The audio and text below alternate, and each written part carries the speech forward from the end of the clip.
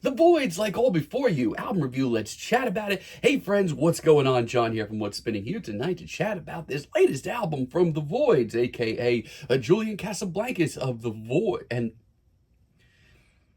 aka Julian Casablancas and the Voidz. Since the birth of this band, this has kind of been the home of the weirder ideas of legendary Strokes frontman Julian Casablancas, ladies and gentlemen. And they made that very clear with their debut album, Tyranny, which honestly I was a little middle of the road on. Handful of tracks like Where No Eagles Fly, actually had this weird sort of gritty post-punk edge. Sure, it was freaky and weird and showed Julian really pushing his musical concepts. But also, this thing was just so long, and some of the weirder ideas that I didn't really care for seemed to take forever to get through. Now, in 2018, we got their second offering, the Virtue album, which, for my money, was a much better album. It was nods to everything from new wave to neo-psych, and for my money, this album just played a lot more consistently. The singles were really interesting, like Curious and All Words Are Made Up, and for my money, it just seemed like a much better vessel for Julian's ideas. Also,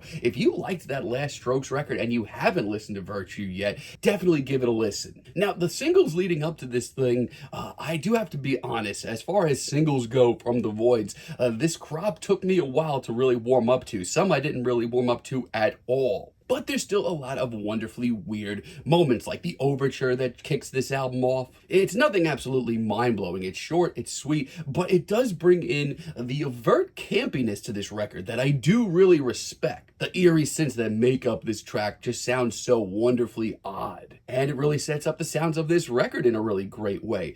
Do really enjoy Square Wave too. We get some old school nods to very classy post-punk revival, which isn't the most shocking thing in the world. And Julian Casablancas, you know what we're getting. This is him at his oddest. And his performance here is very quirky, but in a weird way, it does tie everything together. You can see that throughout a lot of this record. It's a little tense, but it's also very carefree and breezy in the Void's own way. And for a few short minutes, I actually really like what the band's doing. Nothing here sounds like it's tearing them apart. It kicks off the album really nicely. Now, Prophecy of the Dragon was released as a single a while back, and it took me a while to realize if I even, enjoy this thing or not. But it has grown on me immensely. One thing that I have enjoyed about this track since day one is this sort of riff that's weirdly rooted in classic metal, and the sheer campiness of this track is great. Julian's at his weirdest here, but he's also at his most tortured, and I actually kind of love that. It's a feast for the weirdos, full of pop culture references and a lot of soloing, and it's pretty damn good. Also really love Seven Horses. This is them definitely flexing their muscles, trying to get a little bit more experimental. Lots of vocal effects,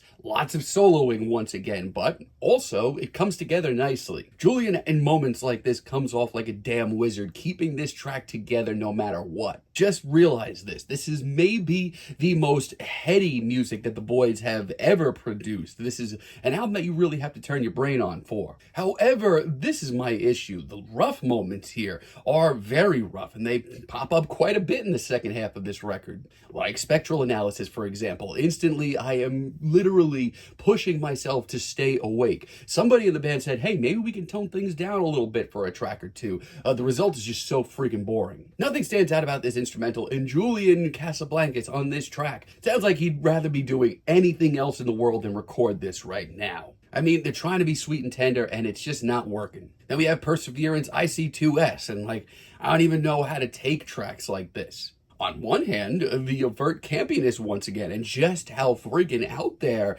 it is, I do respect. The aesthetic is great, but everything else really isn't. Julian sounds like he's on his third dream, not even in a cool way, and let me tell you, this 3 minutes and 50 seconds feels like 11 minutes. All the same, for me at least, was just my least favorite single leading up to this record. So much so that I almost just wrote this album off entirely. It's the least organic sounding cut here. This sounds like it was made on AI. The synths are more goofy than anything. This instrumental just kind of meanders for a bit and it does nothing. And the walk-off outro, I mean, sue me if I was expecting just a little bit more than just a rehashing of the intro by this point.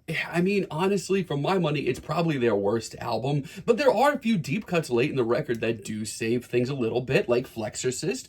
This was the single that I enjoyed the most. The synth work is honestly really memorable here, and more than anything, I just love the sort of deconstructed new wave of this track. It's quirky and it's fun and it's catchy, but it never really strays too far away from being this weird experimental cut. And let me tell you another thing about this record that may not be for everyone. A lot of these cuts are very long. This one's almost 7 minutes. But Julian and the boys sound like they're having some fun. I like fun. And When Will the Time of These Bastards End, late in the album, may be my favorite deep cut here. This is one of the coolest moments on this record. I wish they took more risks in this vein. There is some serious drama and intensity that I didn't know they had in them, and they just sound so good. Like, this track is just so evil sounding. Where is that coming from? It is a straight hellish cut, and Julian Casablancas, as a performance stance goes, this is his best work here. And not only that, but hey, get this, it straight up goes places. It's actually a progressive cut. I didn't expect that. Yeah, overall, this is probably my least favorite record from the Voidz. I mean, leading up to this thing, just hearing the singles, I certainly had my reservations leading up to this album. Now, I will say this. There's a good hunk of this record that is just some freaky, weirdo fun. Dare I say the Voidz sound like they're having fun. My issue is when this album gets rough, it gets rough really, really bad. It gets straight up hard to listen to. And yeah, you might enjoy this a little bit more than me. There's definitely some weirdo ideas here that come together. But overall, I just feel like this is not the best and most consistent work from Julian and the Voidz. That's just me, though. I'm feeling a light 6 on this album, but let me know what you all think down below. If you like the video, be sure to give us a like, give us a subscribe, and let me know down below what you would like for me to chat about in the future. And until next time, have a great day, friends.